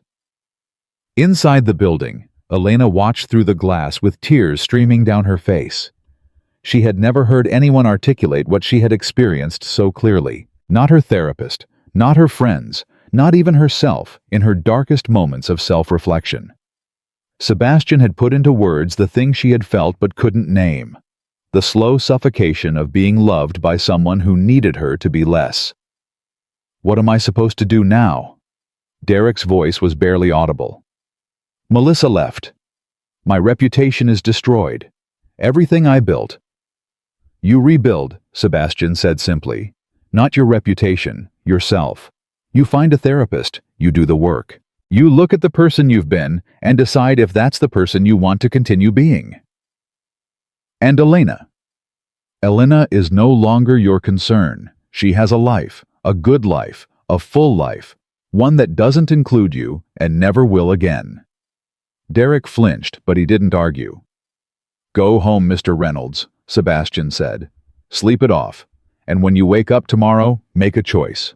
You can spend the rest of your life blaming everyone else for your circumstances, or you can take responsibility and try to become someone better." He turned to walk back inside, then paused. "One more thing. If you ever try to contact Elena again, if you call her, email her, show up at her home or her office, I will use every resource at my disposal to ensure you regret it. Not through violence, through something far more devastating. The truth." He walked through the doors without looking back. The crowd in the lobby parted for him as he made his way back to Elena. She was crying openly now, Angela's arm around her shoulders, Rachel pressing tissues into her hand. Sebastian reached her and simply opened his arms. She fell into them, burying her face against his chest. "I heard everything," she whispered. "I know. You said things I've never been able to say. You explained it better than I ever could. Because I've had 4 years to think about it." He stroked her hair gently. 4 years to understand what was done to you and why it was wrong. You were too close to it, too deep inside it. Sometimes it takes an outside perspective to see the full picture. They stood there for a long moment, wrapped in each other, while the rest of the reunion goers gave them space. Finally, Elena pulled back, wiping her eyes. "Is he gone?" Angela peered through the glass. "He's getting in his car. Looks like he called an Uber or something. He's not driving himself, at least." "Small mercies," Rachel muttered. Elena took a deep, shaky breath. I think I'm ready to go home now." Sebastian nodded. "I'll get the car." "Wait." Elena caught his hand. "There's something I need to do first." She turned to face the crowd that had gathered. Classmates, acquaintances, people she hadn't spoken to in 15 years. They were all watching her with a mixture of concern and respect. "I want to thank everyone," she said, her voice stronger than she expected, "for listening tonight, for believing me, I know it couldn't have been easy to watch all of that. Elena, you don't have to, Angela started. Yes, I do. Elena squeezed her friend's hand. For years I was ashamed of what happened in my marriage. I thought it was my fault. I thought if I had just been better, smarter, prettier, more supportive, things would have been different. She looked around the room, making eye contact with as many people as she could. But it wasn't about being better. It was about being with someone who wanted me to be less. And I want everyone here to know, if you're in a relationship that makes you feel small, if you're with someone who constantly criticizes you, dismisses you, makes you question your own reality, that's not love. That's control. And you deserve better. Claire Peterson. The woman who had spoken to Elena earlier stepped forward. How did you find the courage to leave? Elena considered the question seriously. Honestly, I didn't feel courageous at all. I felt terrified. I left with one suitcase and no plan, and spent the first 6 months sleeping on my sister's couch and crying myself to sleep every night. She paused, remembering those dark days. The uncertainty, the grief, the constant fear that she had made a terrible mistake. But slowly, things got better. I started therapy. I reconnected with friends. I started painting again. And piece by piece, I rebuilt myself. Not into someone new, into who I had always been before he convinced me I was worthless. Did you know? Claire asked, her voice barely a whisper. When you left, did you know things would get better? No. Elena shook her head. I had no idea. I just knew that if I stayed, there wouldn't be anything left of me to save. The uncertainty of leaving was terrifying, but it was better than the certainty of staying and losing myself completely. A murmur went through the crowd. Elena could see people exchanging glances, some nodding, some wiping their eyes. I'm not saying everyone should leave their relationships, she added. I'm not qualified to give that kind of advice, but I am saying that if something feels wrong, trust that feeling. Don't let anyone convince you that your own perception is flawed. You know your life better than anyone else. She turned back to Sebastian, who was watching her with that familiar expression of quiet pride. Now I'm ready to go home. They walked through the lobby together, hand in hand. People called out goodbyes, well wishes, promises to stay in touch. Elena smiled and nodded, but her focus was on the man beside her, the cool night air that awaited outside the life that was waiting for her beyond this building full of ghosts. At the door, Angela caught up with them. Lunch next week. Definitely. Elena hugged her tightly. Thank you for being here tonight. For all of it. Always. Angela pulled back, her eyes bright with tears. That's what friends are for. They stepped out into the night. The air was cool and clean, carrying the scent of jasmine from somewhere nearby. Sebastian's car was waiting at the curb, the driver already holding the door open. Elena paused before getting in, taking one last look at the Hawthorne Club. The place where she had hoped to prove something tonight. Where she had instead discovered something far more valuable. What are you thinking? Sebastian asked softly. I'm thinking about butterflies, Elena said. Butterflies. You know how a caterpillar has to completely dissolve itself to become a butterfly? Everything it was has to be destroyed before it can become what it's meant to be. She looked up at him. That's what those 12 years felt like. Complete dissolution. But I'm not a caterpillar anymore. Sebastian smiled. No, you're not. He helped her into the car, then slid in beside her. As they pulled away from the curb, Elena watched the country club recede through the rear window. She had walked into that building tonight as someone still partially defined by her past. By her failed marriage. By the voice in her head that constantly questioned her worth. She was leaving as someone else entirely. Someone whole. Someone strong. Someone free. The city lights blurred past the windows as they drove home. Elena leaned her head against Sebastian's shoulder, exhausted but strangely peaceful. Thank you, she murmured. For what? For seeing me. Not the version of me Derek tried to create.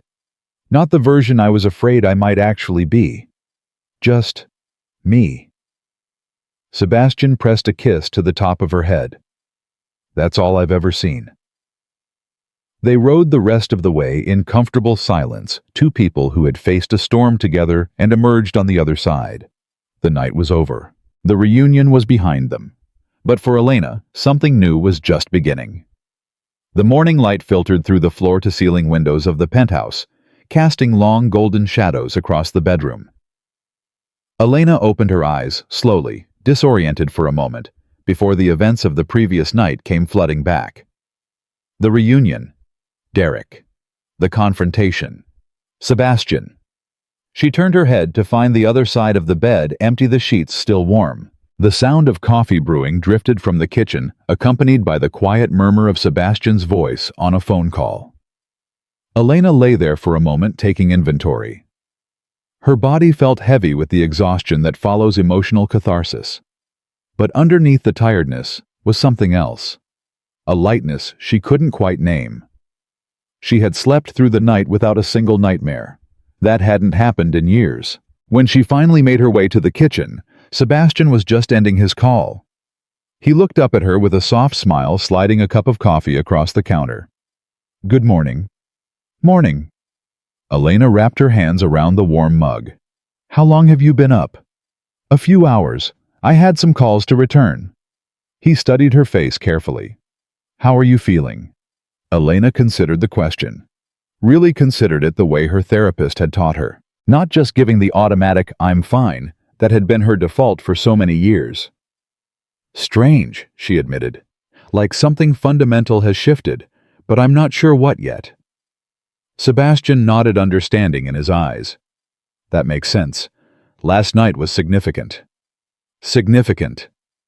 Elena laughed softly. "That's one word for it." Her phone buzzed on the counter, then again and again. She looked down to see a cascade of notifications flooding the screen. "What on earth?" "You might want to sit down for this," Sebastian said gently. Elena picked up the phone, scrolling through the messages. Texts from Angela, from Rachel, from Tom Chen. Emails from addresses she didn't recognize. Social media notifications she hadn't checked in months. "Sebastian, what's happening?" "Someone at the reunion recorded part of what happened last night.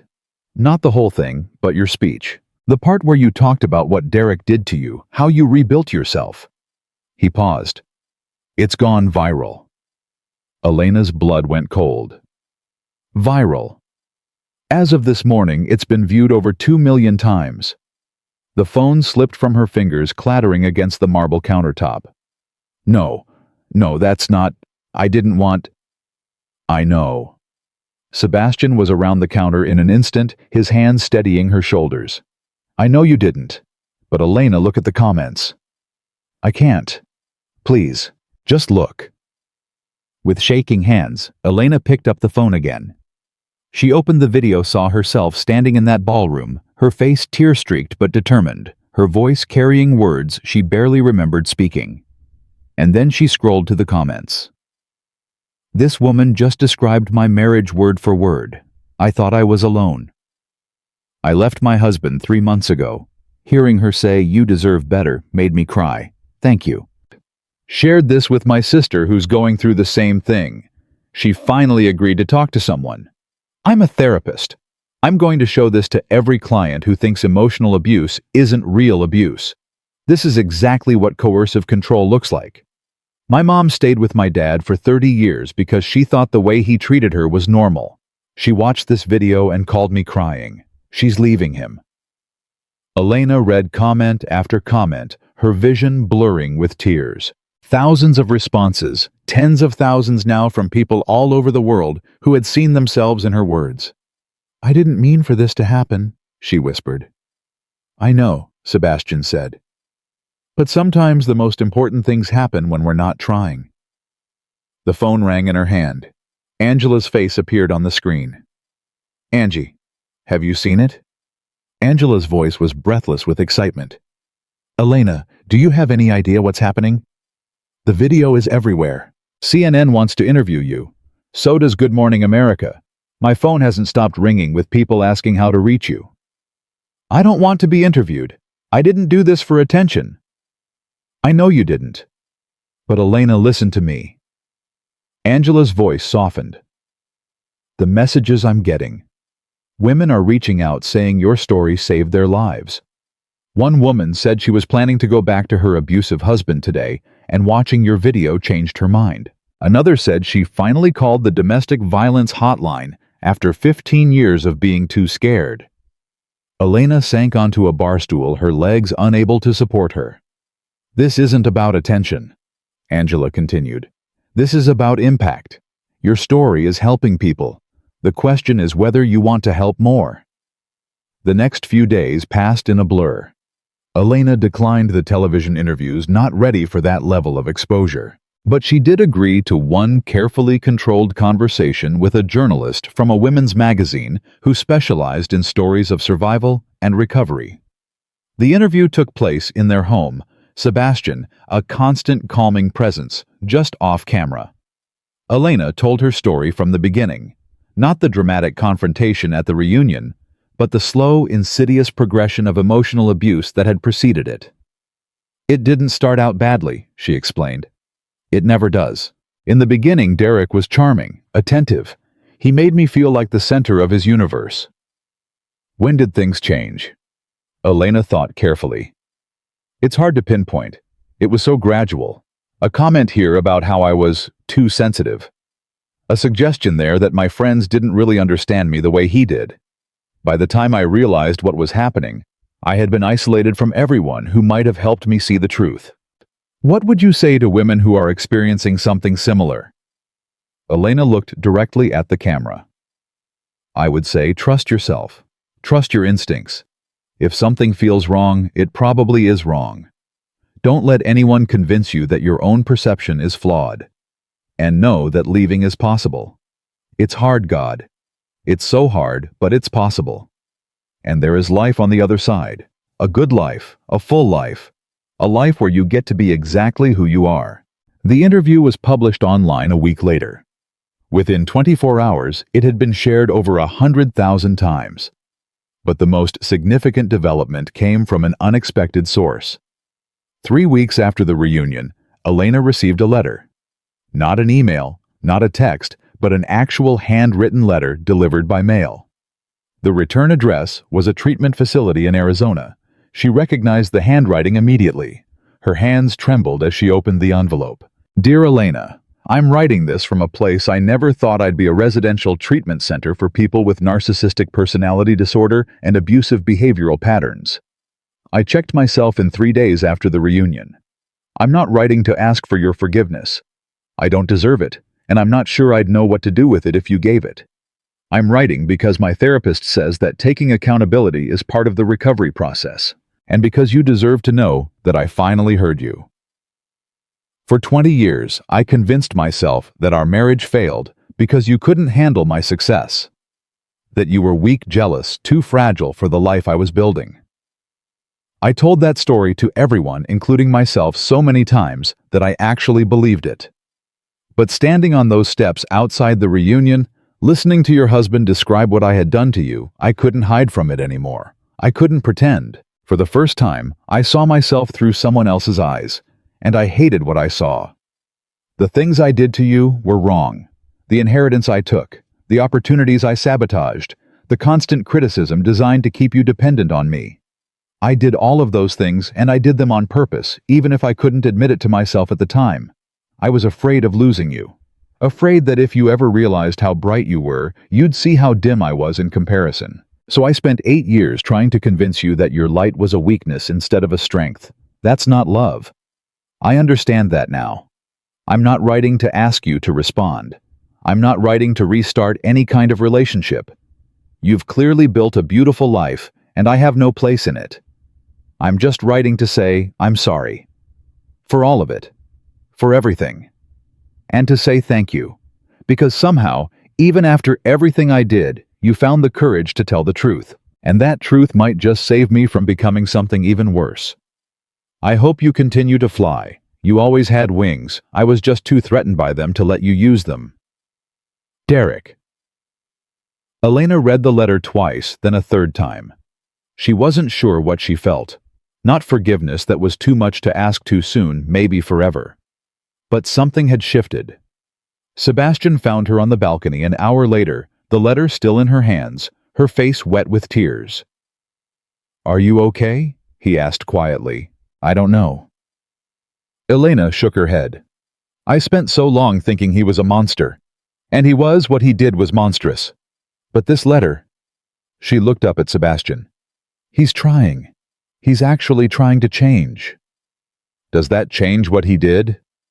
"No, it doesn't change anything." Elena folded the letter carefully. "But it does make me feel like maybe it wasn't all for nothing. Maybe something good can come out of all that pain. Not for me, I've already found my good ending. But maybe for the next woman who might have ended up in my position." Sebastian sat down beside her, pulling her close. "You're a remarkable person, Elena Cross." "I'm just a person who survived something hard. That's not remarkable. That's just human." "No." Sebastian's voice was firm. "Surviving is human. What you've done, turning your survival into something that helps others, speaking your truth, even when it terrified you, refusing to let your past define your future. That's remarkable. Don't diminish it." Elena leaned into him, letting his warmth surround her. Beyond the balcony, the city stretched out in all directions, millions of lives unfolding simultaneously.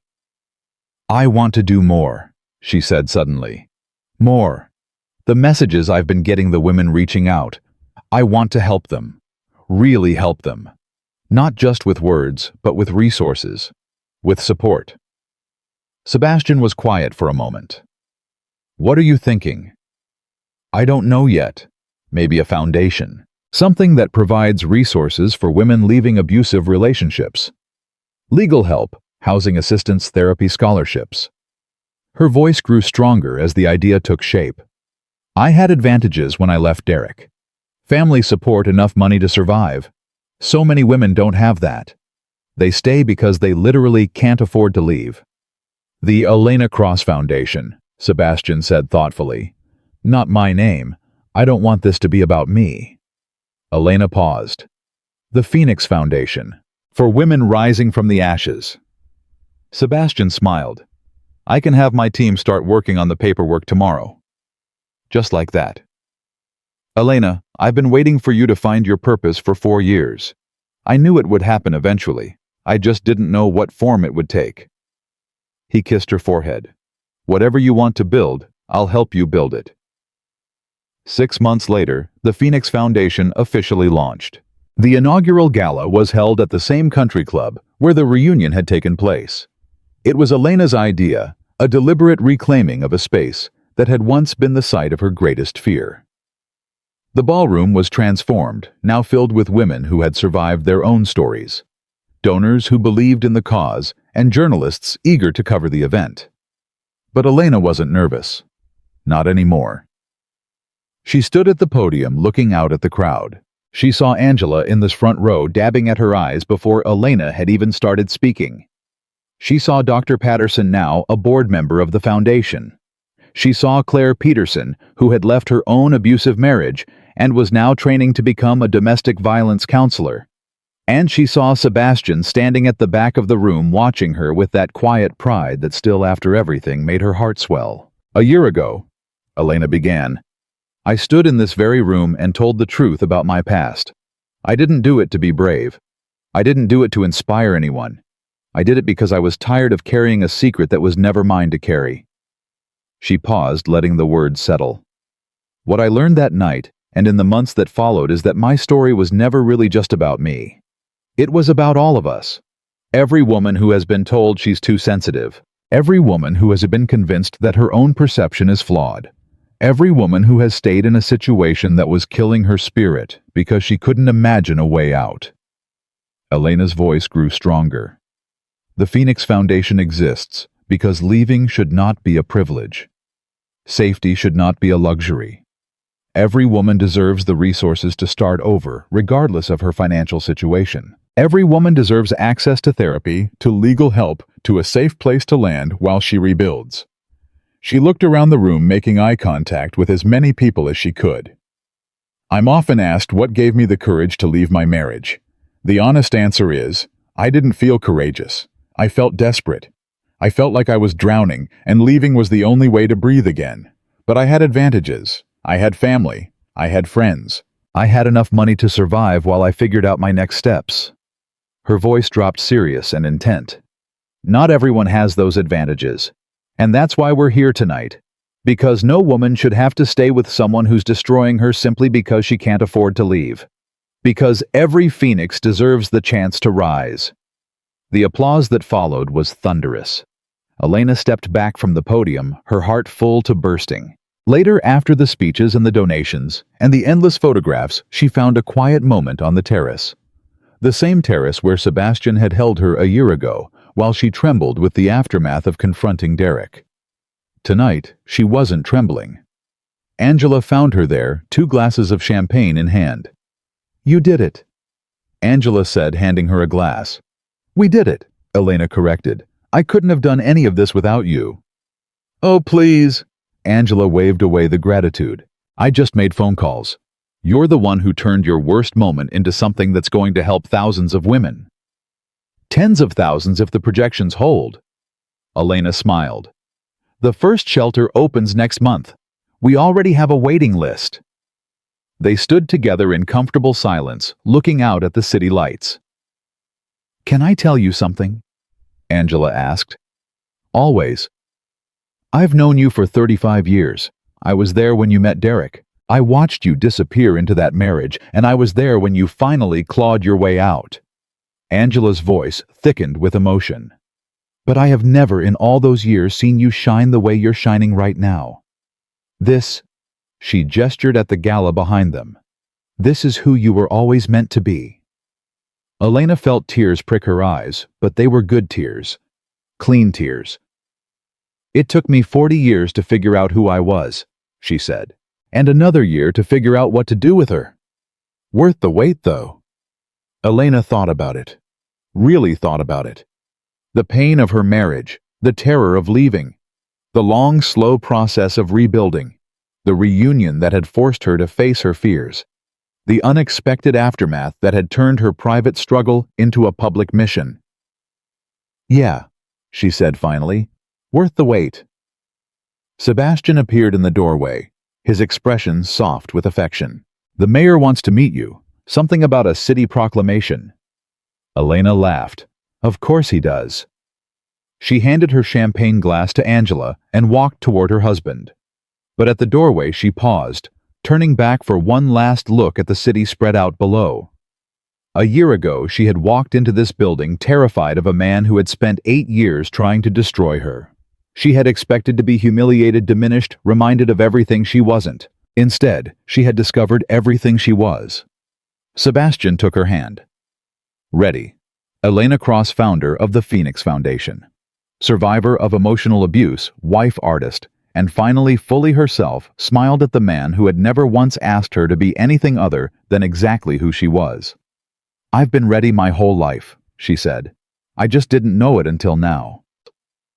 They walked back into the gala together, into the light and the noise and the celebration of everything she had built from the ashes of everything she had survived. Behind her, the night sky stretched endless and full of stars.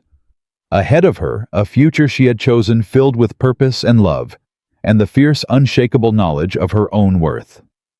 Elena Cross had spent 40 years learning to believe in herself. She had no intention of ever forgetting that lesson again. And somewhere in the crowd, a woman who had arrived at the gala, feeling hopeless and trapped, watched Elena move through the room with her head held high. That woman thought about her own marriage, her own fears, her own desperate longing for something better. And for the first time in years, she thought, maybe there's a way out. Maybe I can survive this too. That was the real magic of Elena's story. Not the billionaire husband, not the dramatic confrontation, not even the foundation that would go on to help countless women. The real magic was simpler than that. The real magic was permission. Permission to believe that a different life was possible. Permission to trust your own perception when everyone around you is telling you you're wrong. Permission to leave, to grieve, to rebuild, to rise. Elena Cross had given herself that permission after decades of being told she didn't deserve it. And now, one story at a time, one speech at a time, one foundation at a time. She was giving that permission to others. Not as a savior, not as a hero, just as a woman who had walked through fire and emerged not unscathed, but unbroken. The gala continued late into the night. Donations exceeded expectations. Connections were made, partnerships formed, lives quietly changed. And when Elena finally left, walking hand in hand with Sebastian into the cool night air, she didn't look back at the building where so much had happened. She looked forward, because that was the direction phoenixes flew. Not backward into the ashes of what they had been, forward into the light of who they were becoming. Elena Cross had risen from the ashes of her past and turned her pain into purpose. Her story didn't end with a dramatic confrontation or a villain's defeat. It ended with something far more powerful. It ended with a woman who finally knew her worth, using that knowledge to help others discover theirs. And that was a happily ever after worth believing in.